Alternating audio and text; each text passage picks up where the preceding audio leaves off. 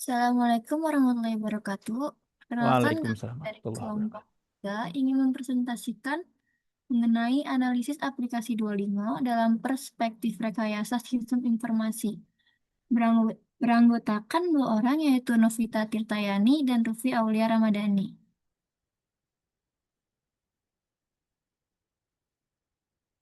Yang pertama ada latar belakang, yaitu perkembangan teknologi informasi dan pendidikan dan hadirnya Duolingo sebagai platform pembelajaran bahasa digital. Yang kedua, Duolingo merupakan salah satu aplikasi pembelajaran bahasa yang memanfaatkan teknologi informasi untuk membantu pengguna untuk mempelajari berbagai bahasa secara interaktif.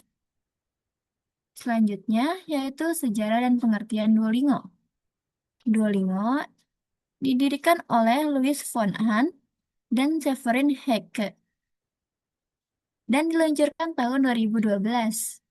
Duolingo adalah aplikasi pembelajaran bahasa berbasis digital yang menggunakan konsep gamifikasi, yaitu game atau based learning, untuk membantu pengguna mempelajari berbagai bahasa dengan cara yang lebih interaktif, menarik, dan mudah dipahami.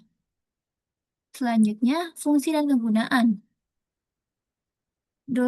Duolingo berfungsi untuk belajar bahasa secara mandiri, fleksibel, interaktif, dan mudah diakses. Kegunaan Duolingo adalah sebagai berikut. Pertama, membantu mempelajari bahasa baru. Yang kedua, meningkatkan keterampilan berbahasa. Ketiga, mendukung pembelajaran mandiri.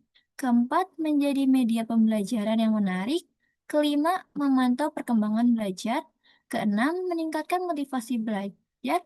Dan ketujuh, manfaatkan teknologi dalam pendidikan. Fitur utamanya yaitu yang pertama ada vocabulary practice atau latihan kosakata. Yang kedua ada listening, latihan mendengarkan. Ketiga ada speaking, latihan berbicara. Keempat ada leaderboard atau fitur papan peringkat yang menampilkan posisi pengguna berdasarkan jumlah XP yang diperoleh dalam periode tertentu. Kelima ada streak, yaitu fitur yang mencatat jumlah hari berturut-turut pengguna menggunakan aktivitas belajar. Yang keenam ada XP Experience Point. Yang ketujuh ada gamifikasi pembelajaran. Kedelapan target belajar harian. Dan kesembilan pelacakan progres belajar. Selanjutnya yaitu analisis sistem. Yang pertama ada input, kedua proses, ketiga output, keempat ada autentikasi pengguna, dan kelima ada penyimpanan progres berbasis cloud. Selanjutnya, struktur database-nya yaitu ada tabel user, yang kedua ada materi, ketiga ada soal, dan keempat ada progres belajar beserta relasinya. Selanjutnya akan dibahas oleh Novita. Teknologi yang digunakan.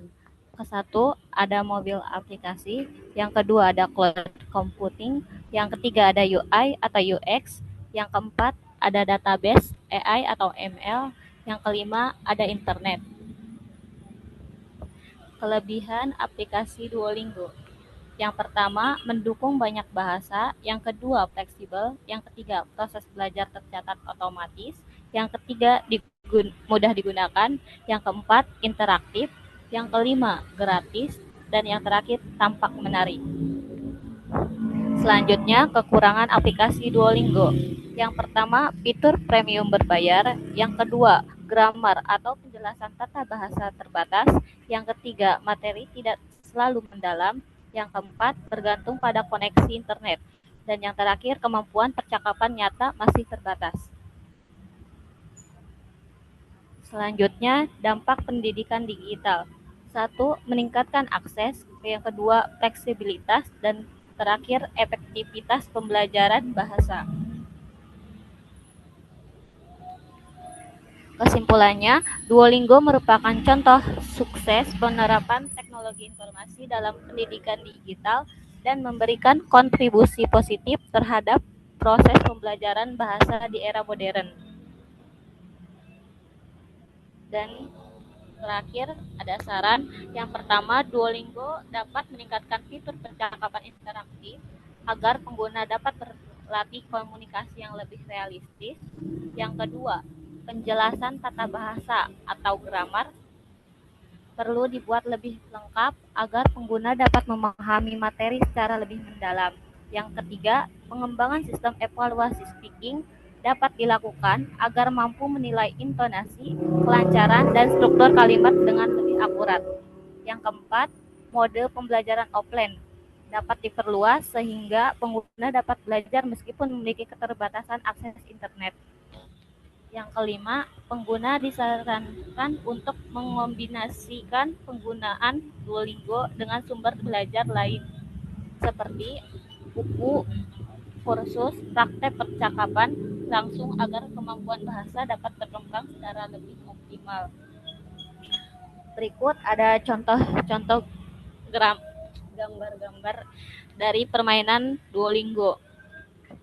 Gambar pertama,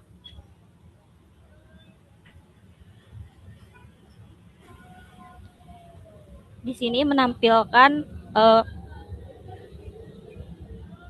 leaderboard atau fitur bahasa peringkat yang menampilkan posisi pengguna berdasarkan jumlah experience. Yang kedua, gambar yang kedua ini contoh vocabulary practice atau latihan kosakata. Dan yang gambar ketiga ini termasuk ke dalam fitur utama yaitu listening atau latihan mendengarkan. Dan yang terakhir ada experience point, total experience yang gambar yang di sini, dan yang di sini ada combo atau jumlah jawaban yang benar, dan yang di sini ada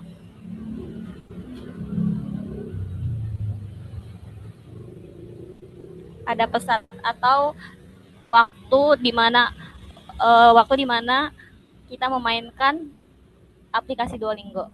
Mungkin itu saja yang dapat saya sampaikan. Kurang lebihnya mohon maaf. Wassalamualaikum warahmatullahi wabarakatuh.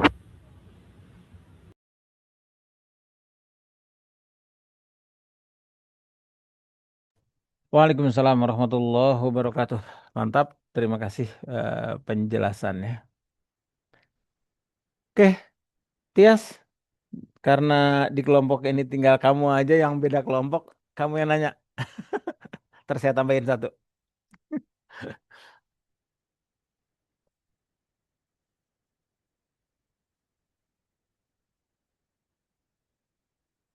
Sambil nunggu Tias mikir pertanyaan, saya izin bertanya dong. Nanya asal aja kalau ini mah. Rupi atau Novita, siapa yang pakai Duolingo? Atau dua-duanya pengguna Duolingo? Saya pakai Parvi, saya yang pakai. Oke, siap. Jadi kan nganalisanya lebih mendalami lah gitu karena dia tahu persis kondisinya.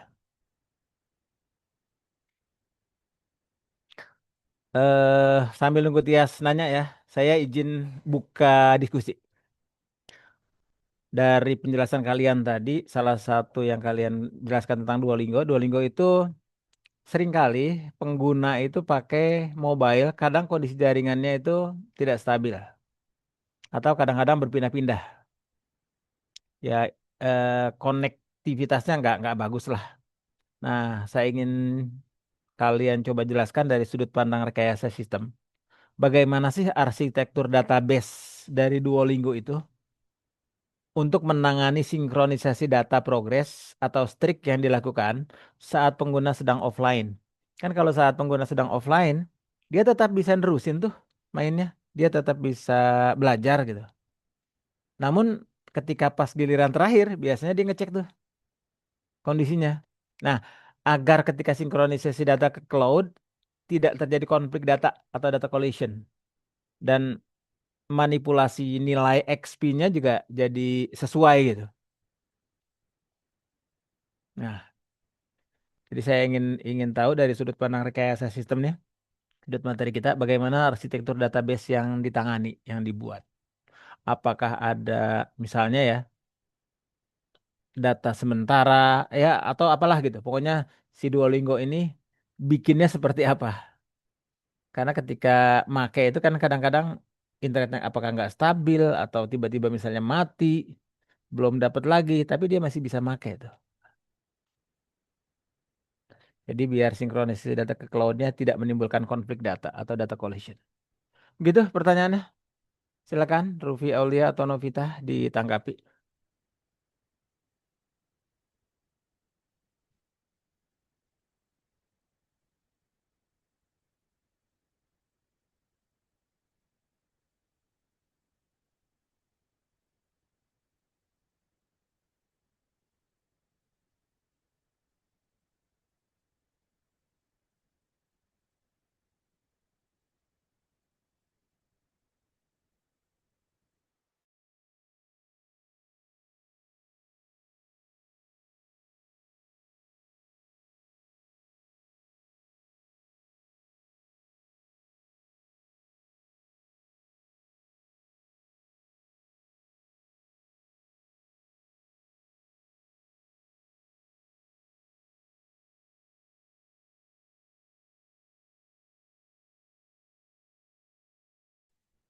Nova tadi pertanyaannya bagaimana cara mengatasi kalau sinyalnya tidak stabil ya Pak? Betul. Bagaimana ketika sinyal tidak stabil biar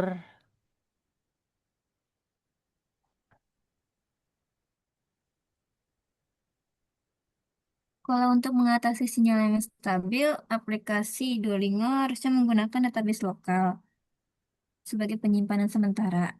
Saat oke. koneksi kembali stabil, data akan disinkronisasikan otomatis ke database server. Selain itu, sistem menerapkan mekanisme retrieve agar data yang gagal terkirim akan dikirim ulang sehingga tetap konsisten, Pak. Jadi dia masuk ke data sementara dengan bentuk data di lokal gitu ya.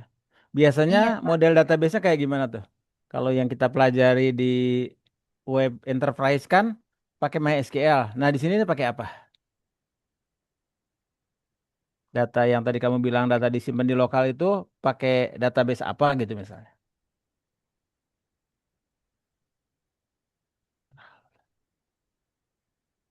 Pakai SQLite, Pak. Oke, Biasanya, Pak. oke. Sip. Siap. Lanjut. Lanjut, Yas. Pertanyaannya saya udah kejawab.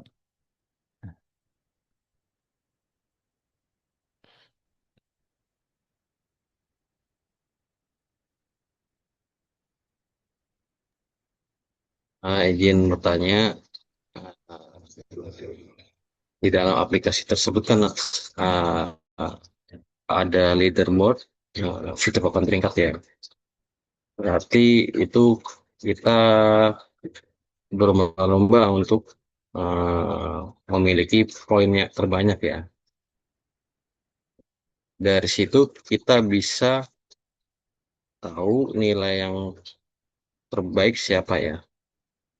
Nah, saya ingin bertanya, apakah kita akan ada riwayat gitu, riwayat pemrograman belajar yang terbaik gitu untuk eh, materi yang telah eh, dilakukan seperti itu. Itu saja sih saya tanya. Terima kasih.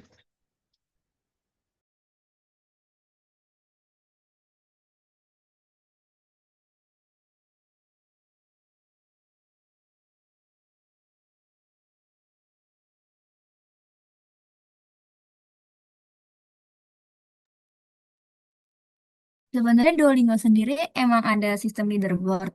Saya juga belum terlalu merhatiin ya karena di aplikasinya itu saya peringkat 13 dari beberapa orang. Nah, saya nggak tahu itu orang beneran atau enggak.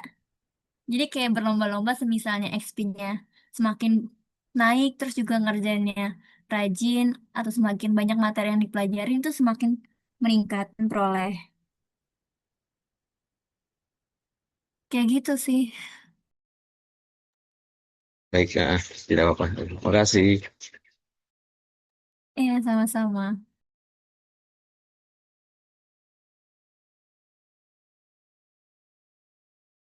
Novita, ada tambahan?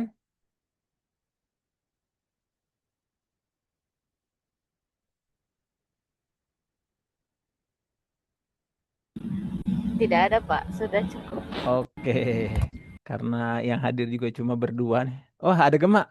Kita tunggu dulu. Gema baru muncul, kita kita kasih kesempatan buat nanya. Nah, masalahnya saya udah ngikutin, Pak. Kamu masuk. Materi materinya PPT-nya ada juga di nggak ada. grup. Materinya tentang analisis aplikasi Duolingo. Tadi ada dua pertanyaan. eh Tias nanyain tentang leaderboard, aspek ranking tuh, penilaian tergantung di liga mana. Dia ada modelnya kan keluar masuk ya, promosi dan degradasi, ya istilahnya. Ada juga tadi pertanyaan, kalau saya sih tadi nanya tentang sistem penyimpanan. Jadi kalau misalnya pas internet mati, dia nyimpan di mana sih gitu. Kenapa kok tetap bisa tetap main walaupun internetnya misalkan mati sementara. Pas udah hidup tuh kayak gimana penanganannya. Nah, tadi sudah dijawab semua sama Rufi dan Novita. Kali kita kasih kesempatan Gema biar eh, baca-baca sedikit, kali ada yang mau ditanyakan. Jangan lupa yang hadir di kampusnya diisi ya. Kalau ada yang kelewat karena belum diisi, bilang aja biar saya sesuaikan.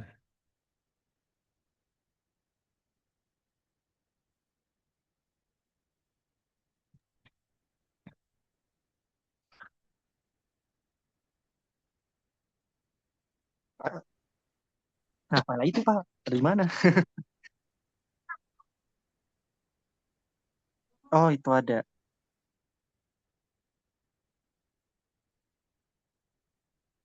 Bentar, saya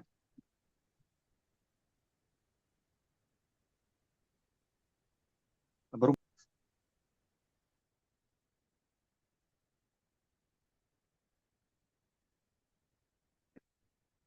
Sambil nunggu Gema cek-cek makalah dan presentasinya. Bentar, Pak. Sinyal saya jelek banget. Dari Oh tadi download iya, dokumennya belum selesai-selesai. aman-aman. Kita nunggu Novita kali ngasih ini, ya, ngasih penjelasan tentang pertanyaan Tias atau pertanyaan saya tadi. Walaupun dua-duanya udah puas sih, udah kejawab Pak Rupi. Kali dari sudut pandang Novita sedikit beda tampil ininya. Silakan Novita, kalau ada yang mau ditambahkan.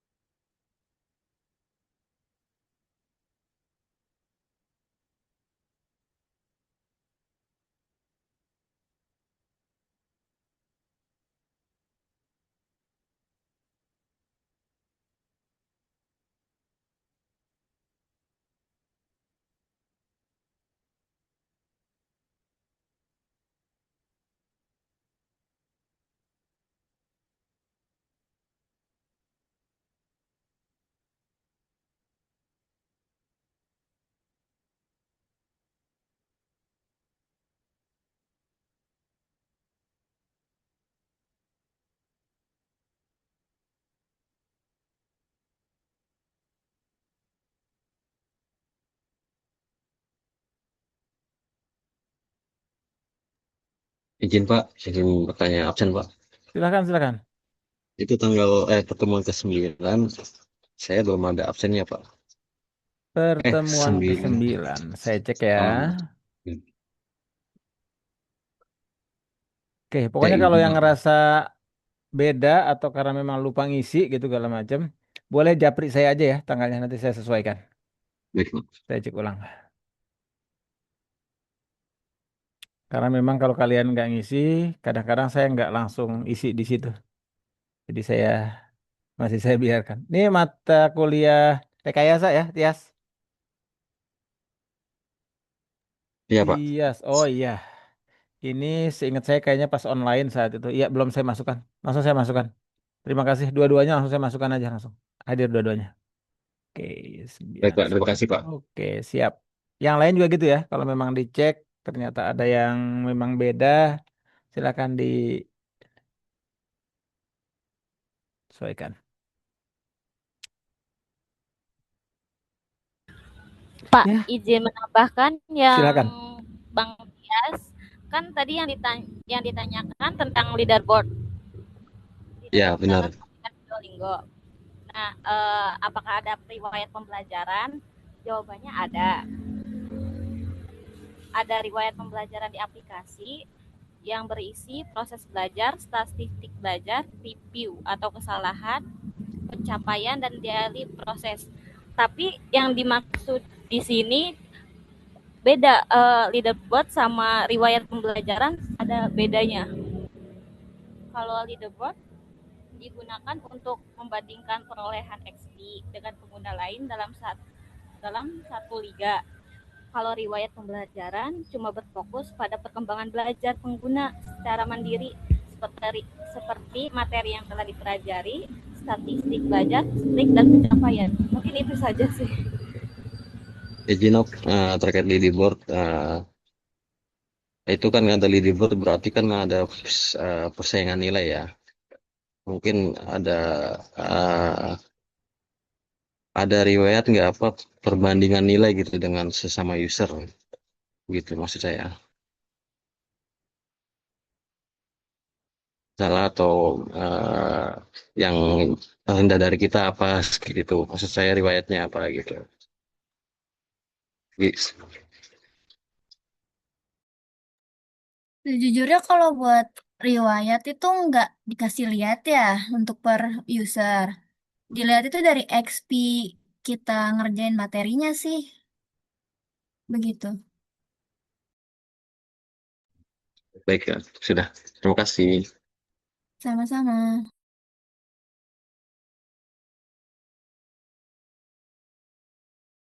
XP per periode gitu ya, Rupi ya. Iya, Pak. Terus juga kalau semisal apa namanya kita nggak ngerjain satu hari gitu atau beberapa hari, XP-nya bakal turun keganti sama Iya. yang lain. Oke. Gemma sudah muncul kembali. Kayaknya udah ini dia, udah selesai download. Gem, sudah?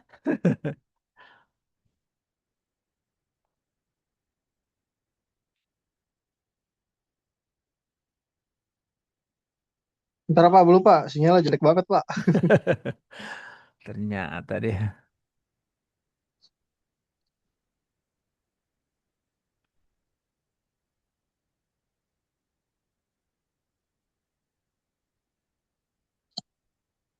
Mau tanya satu dulu deh.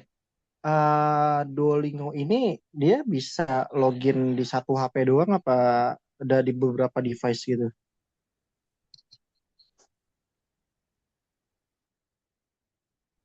Apa dia cuma bisa login satu device apa beberapa device gitu bisa nggak?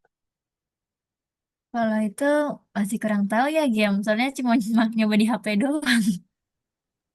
Oh, berarti belum tahu ya bisa Bisa di banyak device ya. device, Gem. Jadi kamu mau mau download di device mana aja tetap terhitung yang sama. Dia multi device. Jadi misalkan di HP login, di laptop login, di tablet login, dia tetap memperbaharui sesuai dengan yang data terakhir. Oh, nah pertanyaannya kalau udah dapat itu ketika dia login di banyak device dengan akun yang sama, itu bakalan terjadi problem nggak? Nah, kalau misalkan nggak terjadi, eh caranya gimana gitu? Mereka ngebuat itu supaya nggak jadi trouble.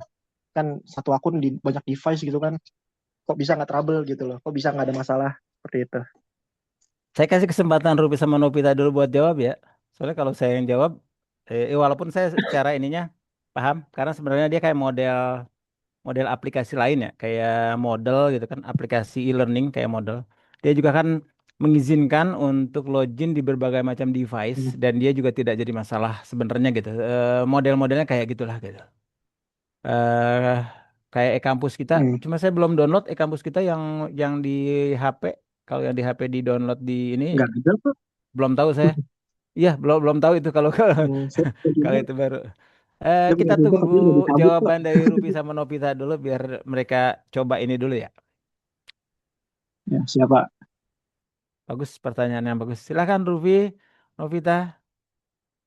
Wal- Walaupun jawabannya bisa jadi masih ya merancang dulu karena belum tahu persis tadi karena loginnya aja belum belum nyoba kebetulan.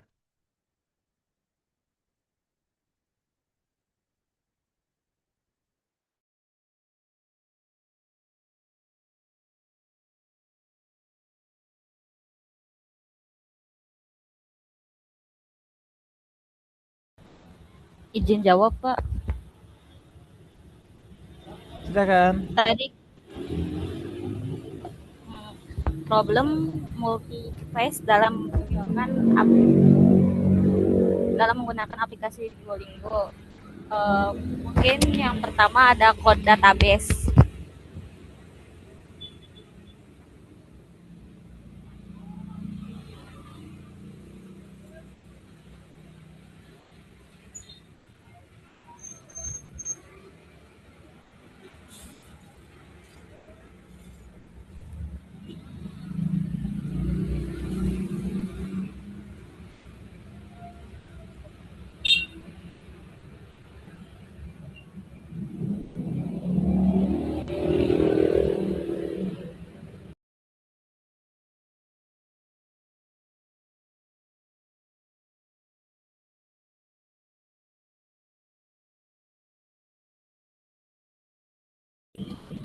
Halo,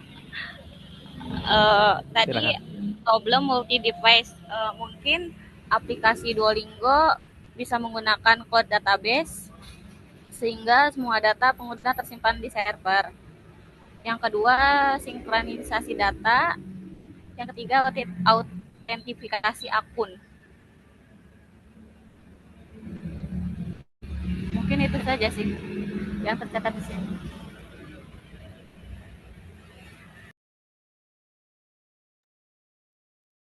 Silakan ke jawaban Novita sudah.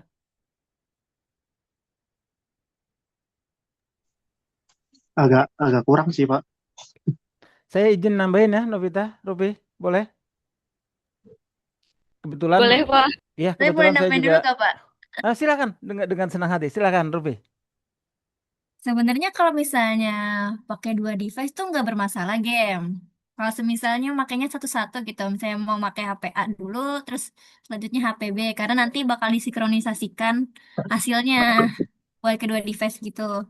Tapi kalau semisalnya makainya barengan, misalnya HP A sama B dipakainya barengan, itu mungkin agak bentrok dan bikin jeda di beberapa itu sih apa gunaan. Itu aja Pak dari saya Pak. Siap, silakan Kem. Gimana game?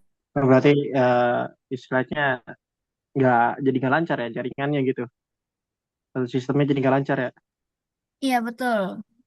Agak Oh, ngadet-ngadet mungkin kayak pakai dua akun yang sama di dua device. Satu akun yang sama di dua device kan suka tabrakan tuh pasti. hmm, berarti apa istilahnya nggak semulus kayak ini ya sosial media kan kalau misalkan lagi pakai barengan aja juga masih nggak masalah gitu. Iya betul. Oke. Dari Bapak dah boleh Pak. Sebenarnya sih mirip sih, karena kebetulan saya juga pengguna dan saya juga pernah ngerasain. Jadi yang pertama secara secara sistem dia naruhnya di cloud computing. Artinya datanya bisa digunakan secara terpusat. Tujuannya biar aktivitas secara online dan real time tuh tidak ada masalah. Tujuan awalnya gitu. Namun masalahnya itu terjadi ketika waktunya berdekatan. Kayak tadi dicontohkan rupiah. Misalkan perangkat A, satu lagi misalkan di perangkat B pakai tablet akun yang sama. Terus ketika satunya eh, diklik misalkan udah mulai belajar tuh setengah jalan atau belum belum sampai selesai terus dilanjutin lagi di peringkat B itu jadi tabrakan data jadi nanti dia akan kesimpan adalah data yang terakhir dan itu memang ya masalah sih nggak enak aja gitu jadi istilahnya bisa jadi kehilangan kehilangan apa namanya? Kehilangan poin, kehilangan XP di situ. Modelnya sih kayak gitu. Dan itu memang salah satu kelemahannya dia. Jadi data sinkronisasi datanya itu masih ada jeda waktu, ada latensinya. Karena kan dia baca tuh, dia baca per apa namanya? Di akun yang sama dan sementara kan dia nyimpen di device yang ada. Yang tadi dibilang Rupi pakai SQLite. Memang senjata utama kalau aplikasi ada di device mobile biasanya sih pakai penyimpanan sementaranya adalah penyimpanan dengan menggunakan SQLite karena begitu ringannya.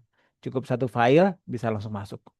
Sayangnya saya belum ngasih contoh SQLite di materi web kita. Kalau sempat kayaknya boleh sesekali. Itu ringan banget. Kalau pakai MySQL kan dia satu folder tersendiri tuh. Ada tabel ini.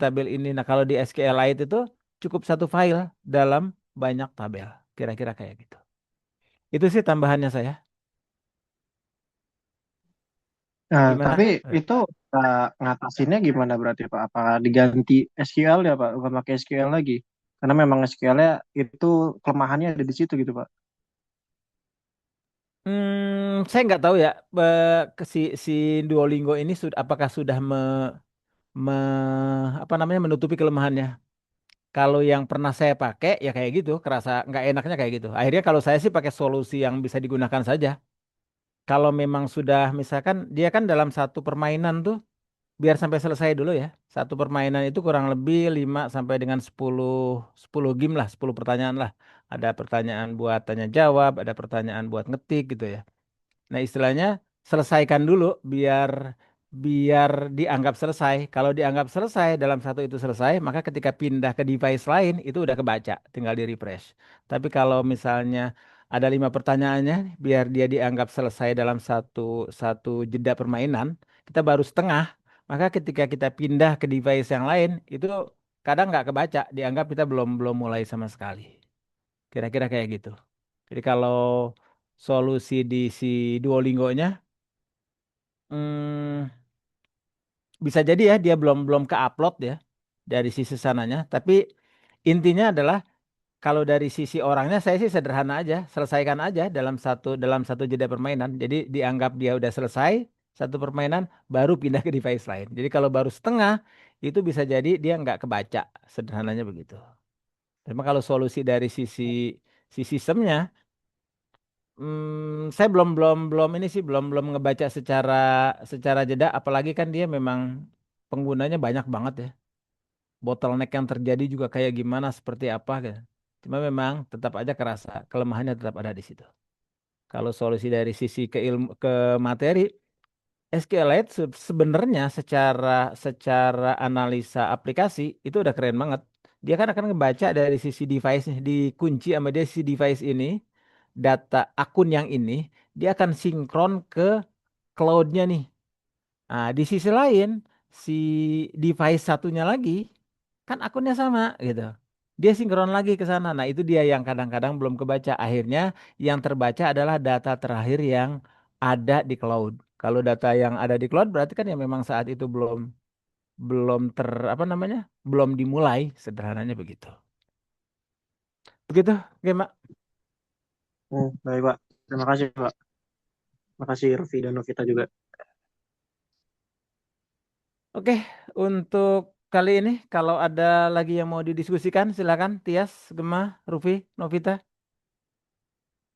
Kalau tidak ada, kasih kesimpulan akhir dari bahasan kita dong.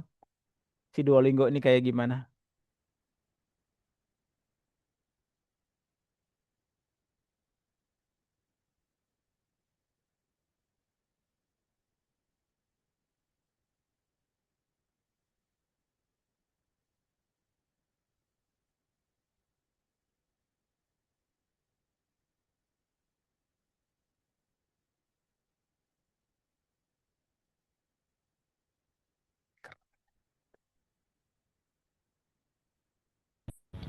Jadi kesimpulannya, aplikasi Duolingo merupakan contoh sukses penerapan teknologi informasi dalam pendidikan digital dalam memberikan kontribusi positif terhadap proses pembelajaran bahasa di era modern.